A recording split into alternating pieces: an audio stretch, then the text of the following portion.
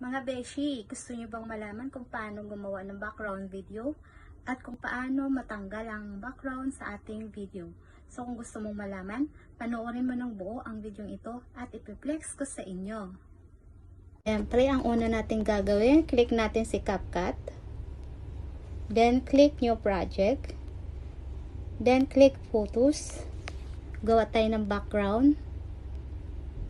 Then, ito naman, halimbawa yung kulay green. Click natin. Then, click natin yung add. So, ayan na guys. Then, hanapin dito natin sa baba yung ratio. Click ratio. Then, click 9.16. Kasi ito yung recommended ni Facebook at ni Reels. Yung TikTok guys. Tapos, i-drag lang natin siyang pag ganun, no? Pag ganun, pag ganun. Pababa, pataas. Para mabuo siya. So, ayan na guys. Tapos na. Then, click check. Then, click natin yung background. Habaan natin ng konti.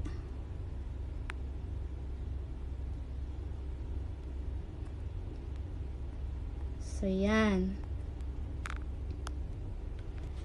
Then, add natin yung ating video na tatanggalan natin ng background. So, click natin yung overlay.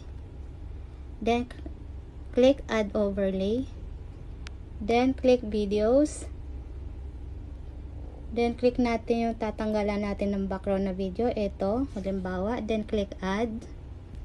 So, ayan na guys. As you can see, meron pa tayong background. So, punta tayo dito sa, sa baba. Click natin ng hanapin natin yung cap out. Click natin si cap out. Then, click remove background. So, wait natin dito sa taas guys yung remove background hanggang mag 100%. So, ayan na guys. Tapos na. So, click na natin yung check. Then, click natin yung ating video.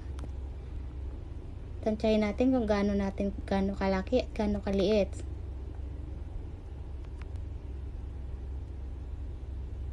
Yan, okay na yan. Then, sumobra pala yung ating background. So, ayan, ganyan natin. So, ayun na nga guys, tapos na ang aking tutorial. Follow me for more tips, pa-like, pa-comment, and pa-share na din po.